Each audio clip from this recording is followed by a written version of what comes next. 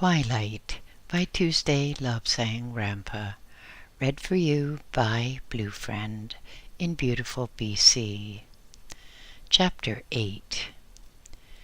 In the days of long ago, when the century was yet young, Kaiser Bill stamped along his corridors in the palace of Berlin, thinking of world conquest, thinking of all the wonders he was going to perform. Trying to conceal his defective arm, he gesticulated enormously with the other in an attempt to compensate for his physical deficiencies and deformities. Kaiser Bill was getting ready to go to England to show off the might of the German Navy at a British naval review. In a dacha on the outskirts of Moscow, the Tsar of all the Russias twirled his well-waxed mustache and thought of all the wonders that were going to happen in Russia.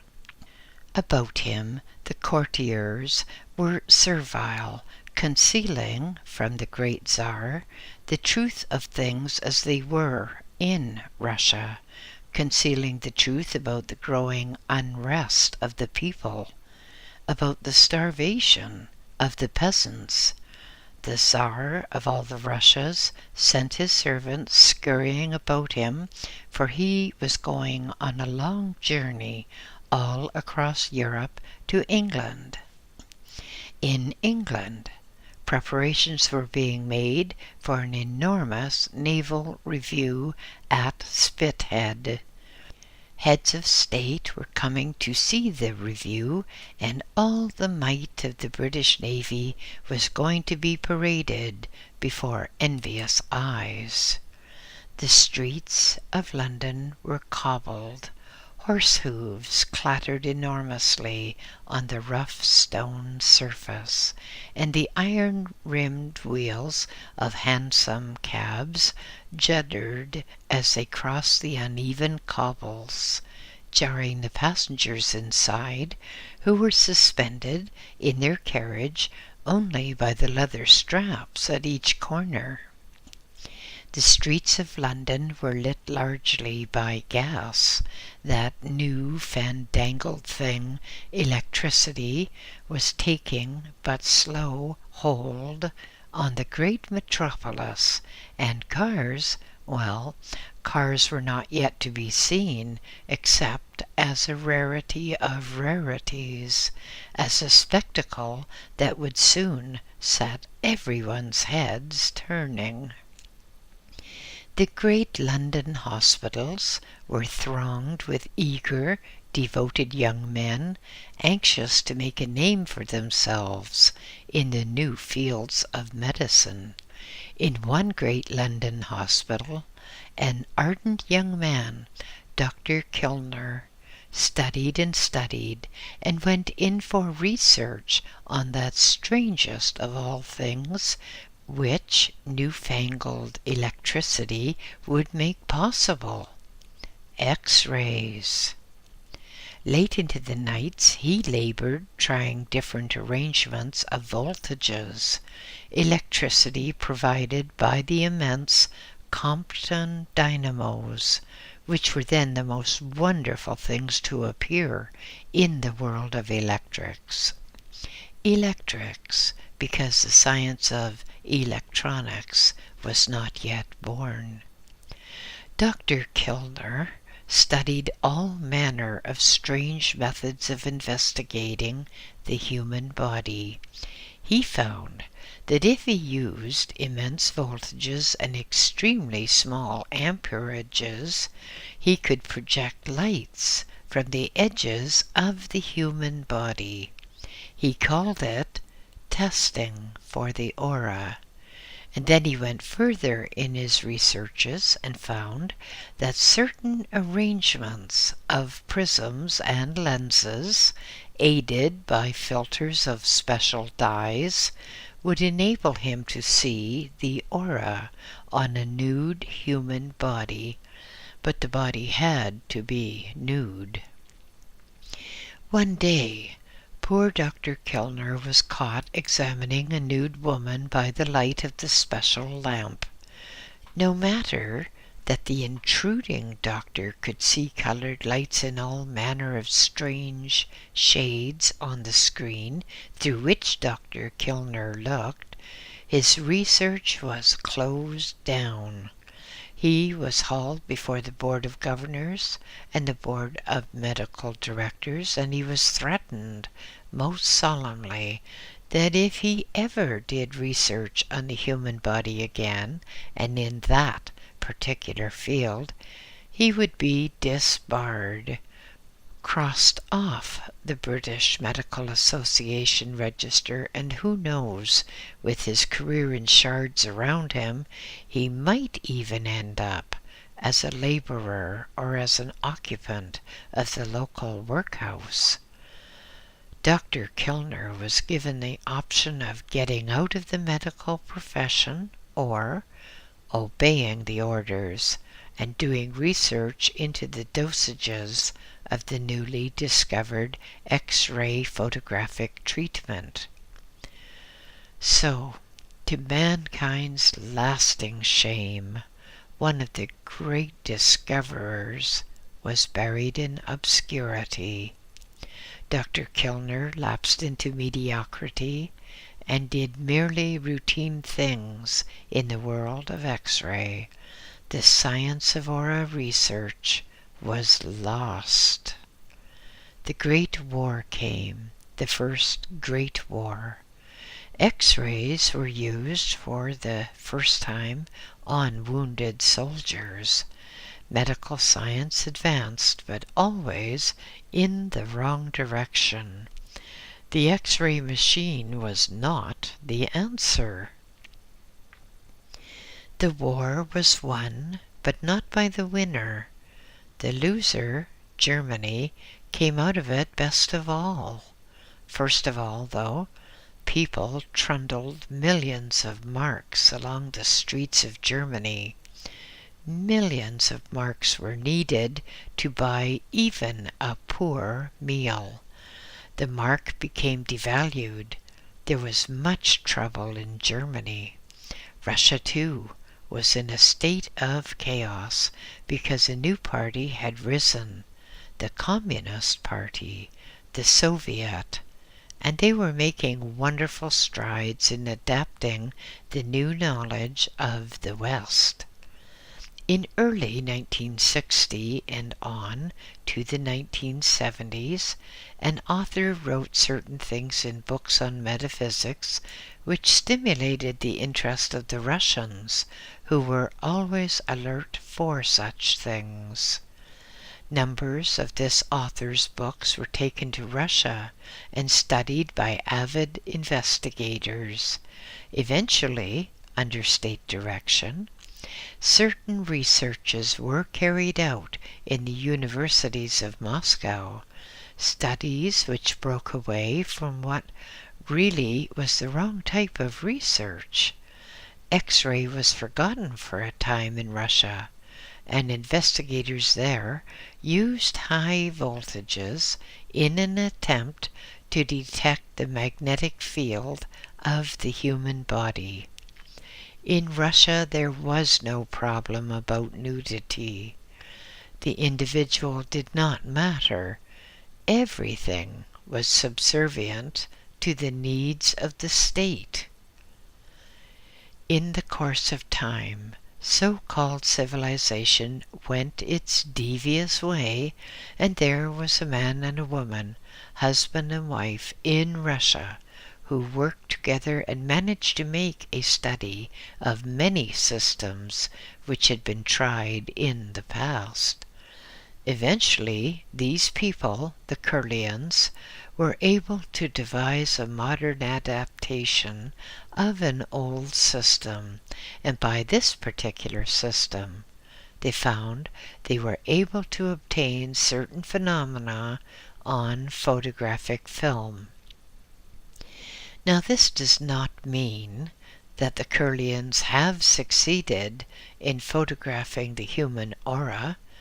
Definitely they have not, because Basically, their system is so crude that it can be likened to covering a horseshoe magnet with a piece of paper, and on top of the piece of paper sprinkling iron filings, so that the lines of magnetic force would be indicated as the iron filings arrange themselves in a pattern dictated by the magnetic influence from the magnet. All the Curlians have been able to do is to make more or less clear that there are certain lines of force about everything.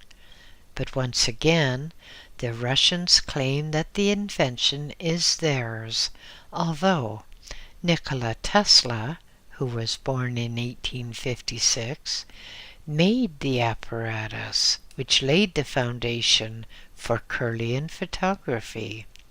And our Nikola wasn't a Russian either. Certain authors have been to Russia and have returned with wonderful tales of the progress which Russian metaphysicians have attained. Some of these authors have written books about the matter, lauding the Russians higher than the heavens, and entirely oblivious of the fact that certain authors in the West had already written about such things, and could do all that the Russians could do. One author, in particular, wrote to various lauding persons, pointing out these facts, but without ever receiving even an acknowledgment. The author sent to some of these people copies of his own books, which had been in print long before the Russians discovered all the marvels of which they wrote. Curlian photography is a false lead, just as was X-ray to Dr. Kilner. Curlian photography is merely a distorted form of corona discharge. It merely shows a certain static electric discharge or shielding of a discharge around the human body. One can have a horseshoe magnet or even a bar magnet and cover it with a piece of paper, and then if one sprinkles iron filings on the paper, one can get a form of one-dimensional impression of the magnetic field of the magnet, but that does not constitute exact knowledge of the magnet's performance, nor of its composition. It is, in fact, just a parlor trick and nothing more. In such a manner, the Curlian system, which is merely a revival of something going back 50 or 60 years, is nothing but a parlor trick, which is leading good, sound investigators far off the proper track. Curlian photography is amusing. It enables one to do parlor tricks with leaves, etc., and even in color. But then all corona discharges are in color, are they not? It's such a pity that people nowadays seem to think that anything exotic, and exotic means only foreign, must necessarily be good, better than the home product. There's an old saying which is very true, to the effect that no man is a prophet in his own country. So it is that the Curlians, who have merely resurrected an old system, are getting much attention which would not matter in the slightest, except that it is sending reputable scientists off the right direction. The correct form of X-ray which will come in time will not be those miserable shadows that one sees on a piece of thick film. It will instead be an exact color reproduction of inside the human body. And if Dr. Kilner had not been sidetracked, he would have produced such a form of photograph because he was on the right trail. He had the knowledge which he brought down from the astral, and toward the realization of which he was just fumbling. Correct X-ray. It would have been called something different at that time, of course. Would have enabled doctors and surgeons to see precisely what was happening inside the body and exactly as it was happening and in its own natural color. Then there would have been no need for exploratory operations. One would have seen instead. And if those doctors had only listened to Dr. Kilner, aura photography also would have been a commonplace, and with photography of the aura, one can tell precisely what ailments a body suffers from. And even more interesting, one can also tell with complete accuracy what ailments a body is likely to suffer from unless remedial steps were taken at an early stage. Aura photography is very real. It is very necessary to the human race. It was commonplace in the days of Atlantis. It was commonplace when the Sumerians were upon the earth, and yet, through jealousy, through spite, and through spiritual blindness, researchers with the basic knowledge have been prevented from making such apparatus. One of the greatest stumbling blocks, it seems, is that a person must be nude to be examined at the aura level, and in hospitals now it is permissible to examine one small area of the human body while the rest is completely draped. It seems to be a crime of some sort to look upon a nude body unless they be on the beach or the stage or in the pages of some of the more pornographic magazines. But in time, X-rays as we know them today will be swept away, gone into the limbo of forgotten things. Gone, too, will be the latest gimmick, Kirlian photography, which, if it is ever mentioned as being in the past, will be with a condescending smile at the credulity of the stupid people of the 70s who could be taken in by such a gimmick. Kirlian photography, then, is not the answer to aura photography. It is not aura photography at all.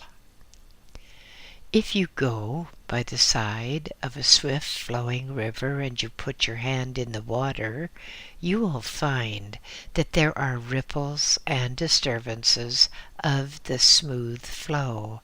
Your hand has upset the even tenor of the water's flow and made itself manifest by ripples and a wake which spreads outwards.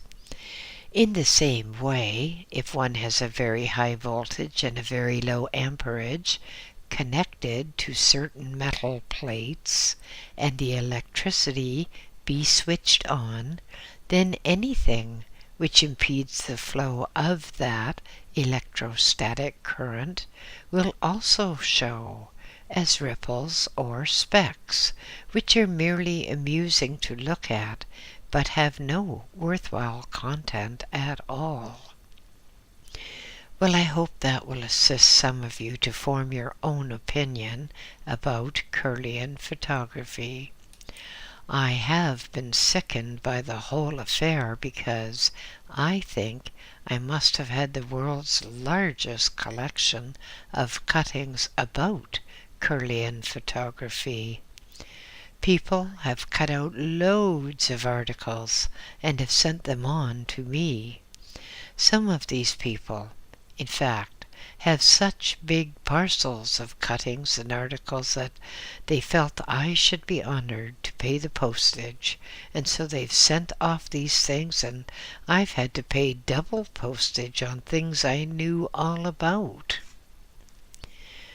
That reminds me that some time ago a man in St. Catharines, Ontario, I think he must have been mental or something, loaded up boxes with the most awful junk of magazines and paperbacks that he could lay his hands on, and he sent them all to me, postage forward. Well, in those days I was younger and more innocent than I am now, so I took in those things after paying a very considerable charge for special delivery, special handling, and all the rest of it, and I found that the stuff he had sent me, unsolicited, was muck. But he didn't get away with it. He made one little mistake in which I could see that he had been doing, of which his company would thoroughly disapprove. So I got in touch with the company and sent the evidence to them, and, well, I had a letter of apology and of thanks from the company concerned, and I had no trouble whatever with that smart aleck who thought he was going to get a rise out of me. But in case anyone else is inclined to send me stuff collect, save yourself the trouble, because I do not accept anything now collect. I have had people try to telephone me from all over the USA who thought I was foolish enough to collect telephone calls or collect telegrams. Well, they had to think again. I have also stopped giving my telephone number to people because when I was in Vancouver, I found I was getting extraordinarily high telephone bills, and I just could not understand what I was being charged for calls to other cities for, and so the matter was investigated. It was found that a near neighbor who knew my telephone number had been giving it to the operator when he was making long-distance calls. Nice fellow, eh? Well, he didn't get away with it either. But now, here are some more questions and some more answers. A question here says, "It's 5 years now since you wrote Beyond the 10th, in which you said that it may be necessary for the gardeners of the earth to step in and shake things, and us humans, up, so that we realize what a mess we've made of this planet. Well, things are steadily getting worse, as you said. Communism is spreading rapidly, and unions are gaining what will amount to complete control of many countries fairly soon. In the light of this, can you tell us if we are going to get a well-deserved kick in the pants within the next 30 or 40 years?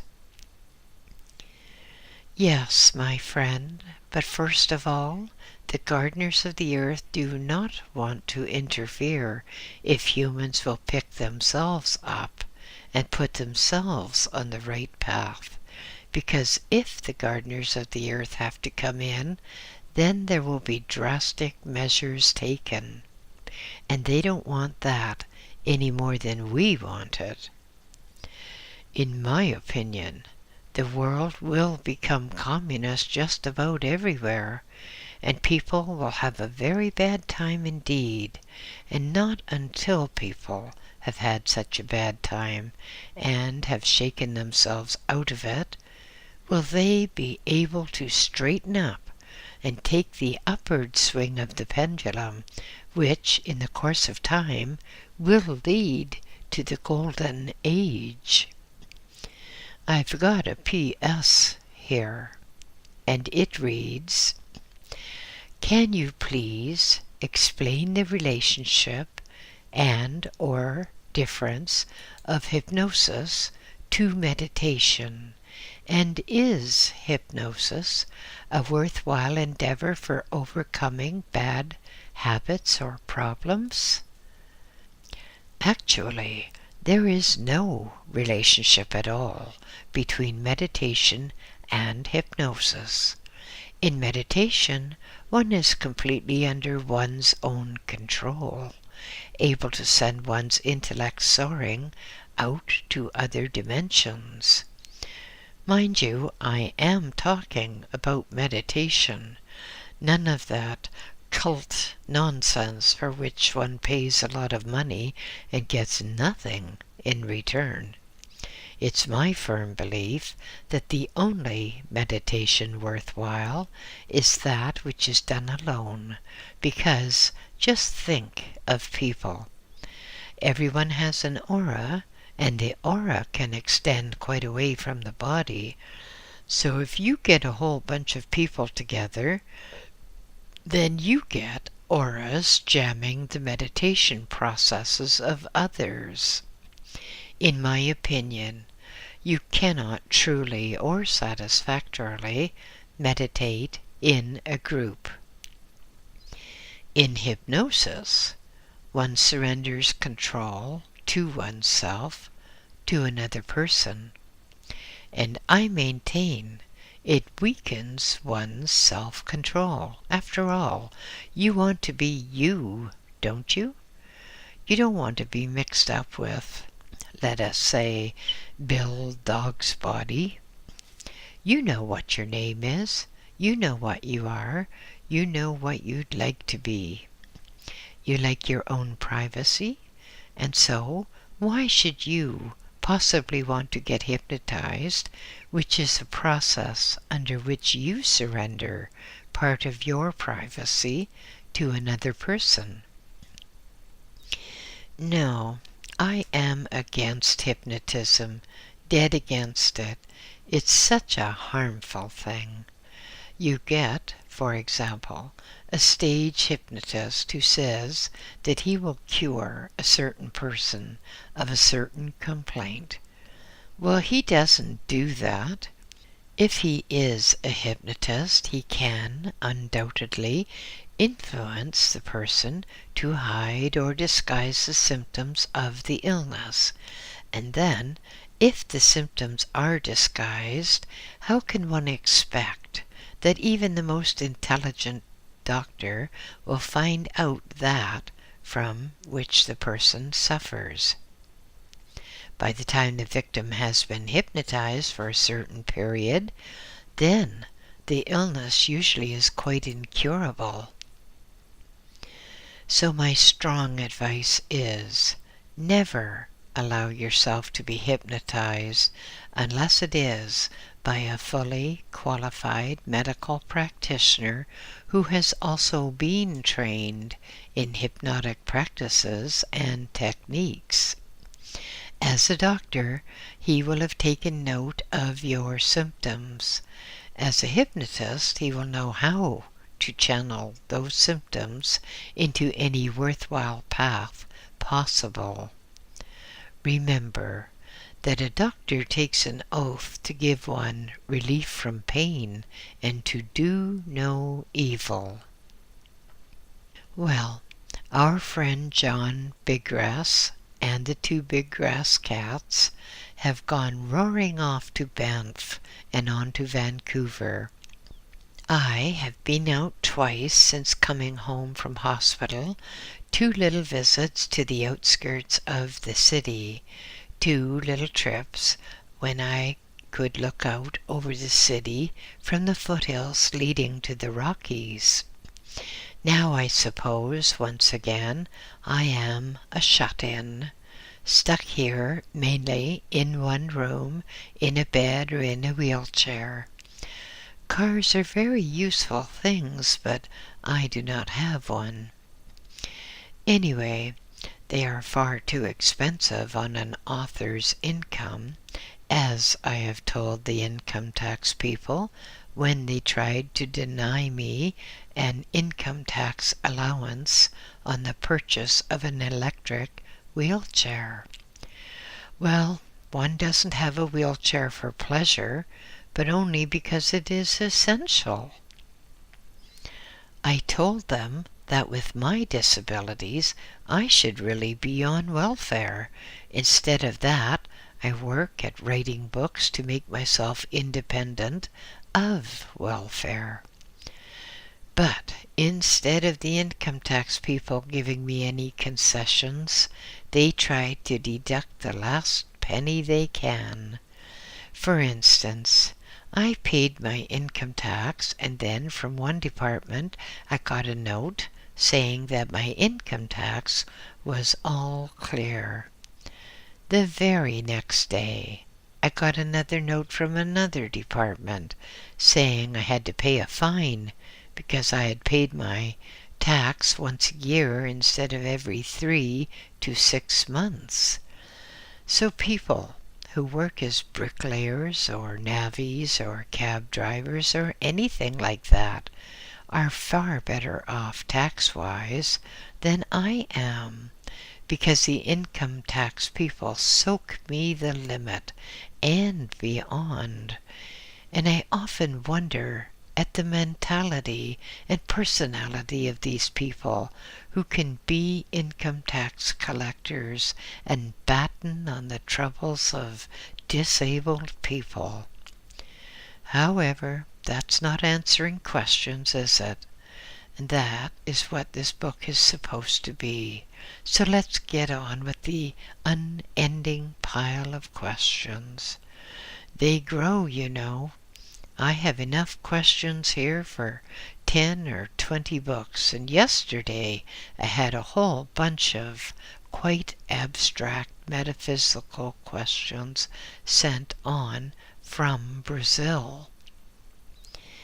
Is it important enough for the inhabitants of this plane to know more of the other planes of existence beyond the astral? If so, could you elucidate on them, perhaps give us at least a sketchy idea of the structure of the planes of existence? Also, what happens when a spirit evolves to the plane below that of the highest, or that of God? Can a spirit actually evolve to the highest plane, or is that too preposterous to even discuss? Well, it is only possible to discuss the plane above, the astral, and it is much like this world, although it has another dimension. Time, for instance, is not at all the same as it is on this world. Travel is different too. If you want to get to a place, you think yourself there. You might be sitting down looking out across the landscape and feel that you would like to call on a friend who might be a certain distance away. Well, if you think of the friend and think of his location, then almost imperceptibly you'll find yourself there with your friend. Nor will you find in the astral world prudishness or pornography. When you get to the astral world, you find, to your considerable astonishment at first, that you are as bare as a peeled banana, and you have quite literally to think up any form of clothing which takes your fancy. But after a time, well, you find that these things do not matter.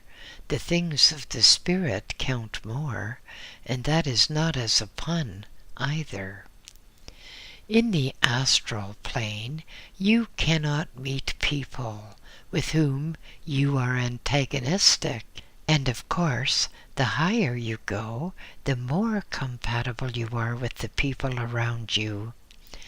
Now, you can usually get up to about the 9th plane of existence, and then you no longer find that the Overself is sending out puppets.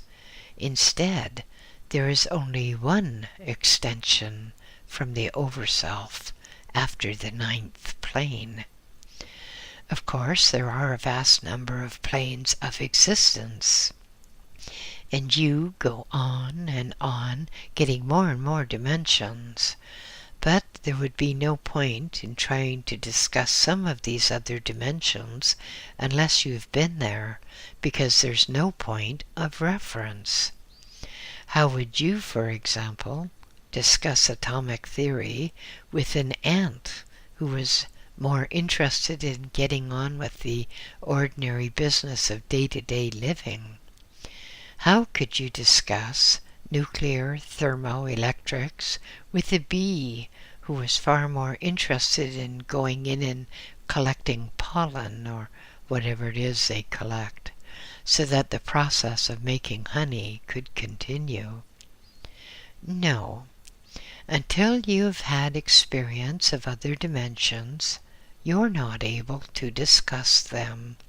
It's like having a year-old baby trying to discuss brain surgery with one of our leading surgeons. But there is no limit to how high you can go. Remember the old saying that there is always plenty of room at the top of the ladder. And, you see, God is not an old gentleman with a beard and a shepherd's crook who comes along and hooks in all the wayward lambs. God is a different thing altogether. Nothing that you can understand down here. Here, your nearest conception of a God is a menu, that is, one of the branch managers who looks after this particular department store which we call Earth. And under him, he has a lot of assistant managers who look after continents and lands and cities. They seem to have made a pretty poor show of it of late, don't they? Think of all the commotion in America, in Cambodia, in Vietnam, in the Middle East, and now in Cyprus. I think all these menus should be sent back to take a special postgraduate course or something. But anyway, that's getting away from the subject. So the answer is that you can go as high as your capacity will allow, and there is no reason at all why you should not reach the top and reach Buddhahood. That is what Buddhism is about, anyway. Question: can we, of this physical plane, learn of and effectively use astrology for the good of the living? If so, what is the true source of astrological teachings? Many, many years ago, astrology was extraordinarily accurate because it was founded on a new science, the influence of the stars on objects of this earth, humans, animals, plants, etc., had been predicated, and those assumptions were accurate so long as the zodiac remained as it was when the assumptions were made. Now, a few thousand years later, the zodiac is different, and the predictions, the forecasts, are all wrong. I personally believe that astrology as it is in the West nowadays is just a waste of time. It is utterly inaccurate for the simple reason that no allowance has been made for the difference in the configuration of the zodiac. In the very Far East, such allowances have been made, and the horoscopes there are very, very much more accurate. I know this. Everything that was predicted for me by astrologers in the very Far East has come true.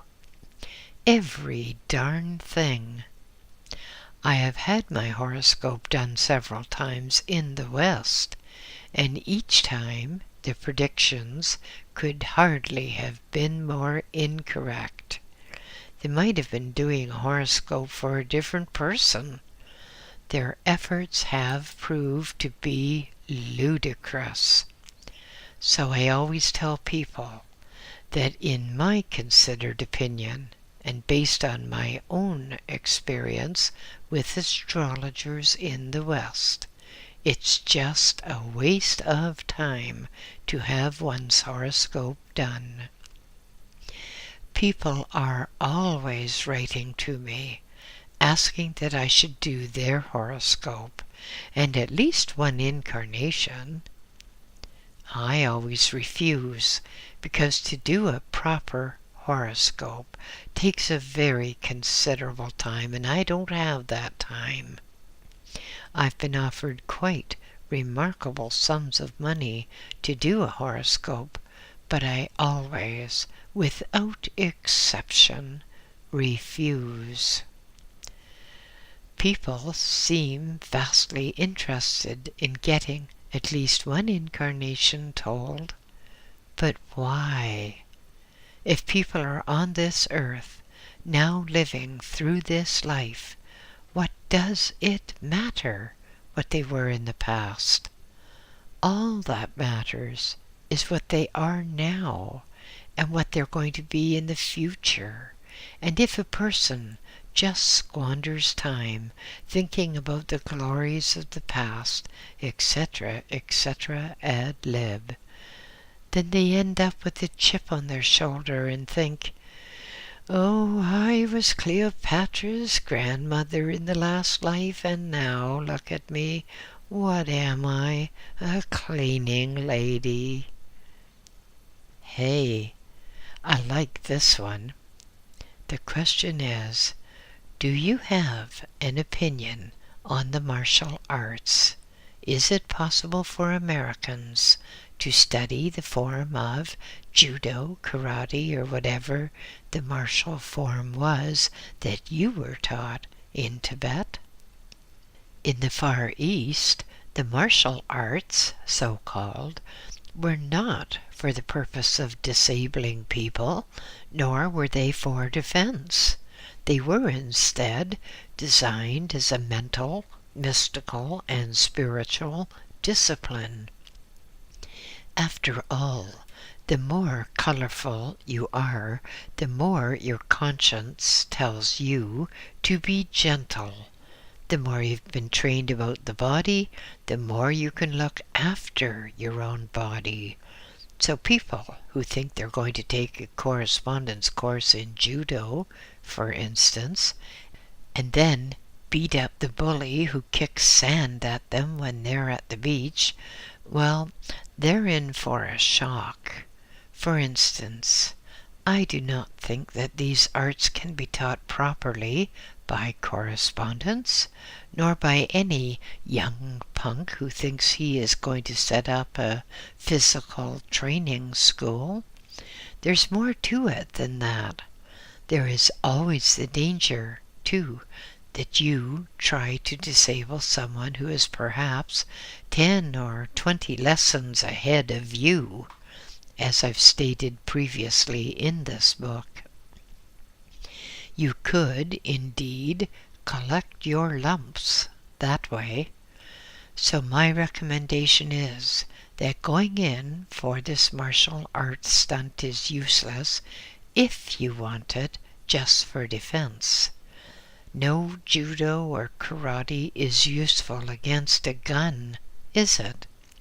Especially when the bullet is already speeding towards you.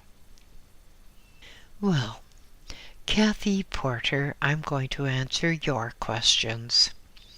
Sorry, I have already answered some of them, but I will answer another one.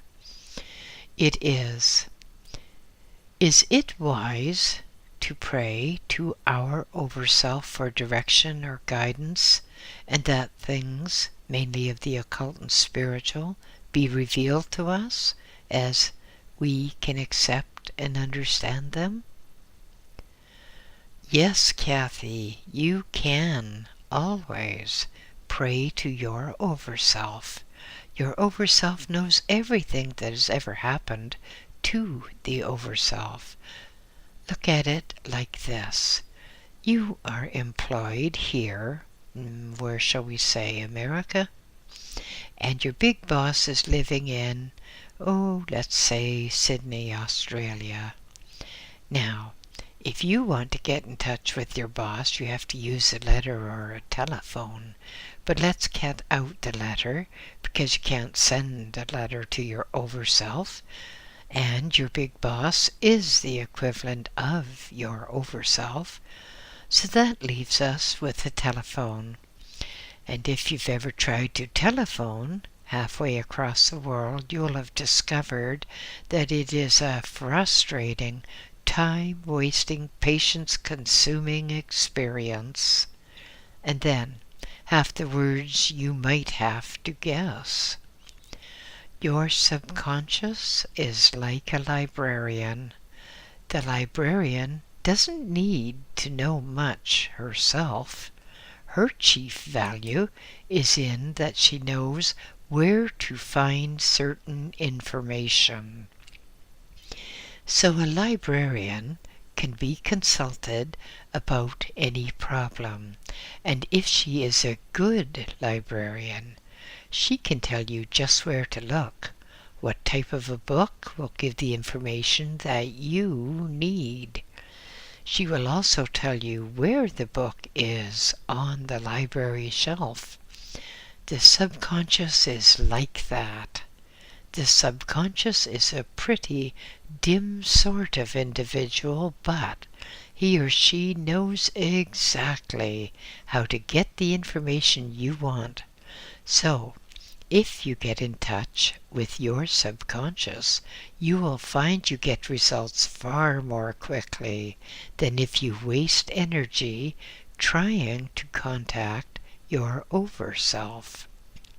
It is much quicker to look up a thing in your local library than to telephone somebody in Australia or Timbuktu or Tuscaloosa or somewhere else. There is a very modest lady who lives in Barcelona, Spain. She has some questions, but she prefers not to have her name mentioned. So I will just give my greetings to Signora D and answer some questions from her. Are the forerunners of the New World Leader already making propaganda or preparing for him? Even according to the Christian Bibles, this is a time, Revelations, when there shall be false prophets. In other words, translated into modern-day language, this poor old world of ours is in a horrible mess. All the standards and values are tumbling down around us, and there is always some smart aleck ready to make a fast buck by pretending to be a world leader. So it is, we sometimes find that some people with ample money will sponsor a young punk and pretend that he's the new Messiah or the new God or something else, and these moneyed men who hunger more and more and more for money will put on quite a show with all the theatrical trappings, jet planes, fast cars, etc., trying to delude the unwary or the ignorant into paying money to join a special movement. After a time, the young punk grows up a bit and he wants a say in his own affairs, and unless the moneyed people can control him, he does things which his followers find incompatible with his professed aims. Sometimes, too, the fellow goes to another country and the tax collectors of the country seize a few of his millions, or won't let him out of the country until he does pay a few millions. Sometimes a fellow will go around and find that his aircraft has been seized because it wasn't his, and it's been taken out of the country. My own strong recommendation is that no one be taken in by these cultists, these advertising people who claim that they and only they are the true God, the new Messiah, the new leader, the guru of all gurus, etc., etc. You want to look behind a facade and ask yourself, well, what are these people getting out of it? Why all the big advertisements? And if they were genuine, they wouldn't need to advertise. People would still know and would come flocking to his holy banner. Cults? Those who form cults are, in my opinion, the scum of the earth, because they lead away the gullible and deny them a chance of really getting knowledge. Hey, I'm getting fierce, aren't I? You didn't know I could be fierce in my old age, did you? Never mind. It's a good thing to let off steam sometimes, because if I can shock some of you into staying away from the cults, then it will be to the good of your own spiritual health. One writer says, "It is a shame that we don't know more about those extraordinary men, the Lama Mingyar Dandap and the great 13th Dalai Lama." The Lama Mingyar Dandap is indeed a great entity who is now, of course, far beyond the Earth's sphere. He's not incarnated, but is instead on a much higher plane of existence, and he is actually trying to help other worlds, plural. He is not concentrating solely on this earth, but on a whole group of inhabited worlds where they are having trouble, where selfishness is growing like weeds in a garden. Some of us true lamas believe that the great 13th was the last of the Dalai Lamas. We believe that if the present incumbent to that office had been a true Dalai Lama, he would have done more to help the people of Tibet. After all, when a man just says he is a religious leader and he's praying, well, anyone can pray. It needs more than a few prayers to free a country from communist aggressors, communist invaders. It needs an actual physical example. It might even mean martyrdom for a leader of a country, because if a leader of a country stays and fights with his people, and sometimes force is justified, then his people will not be faint-hearted when they have a well-loved leader to lead them. The great 13th was such a man, one who would have stayed with his people, But you can't fight against death, can you? End of chapter 8.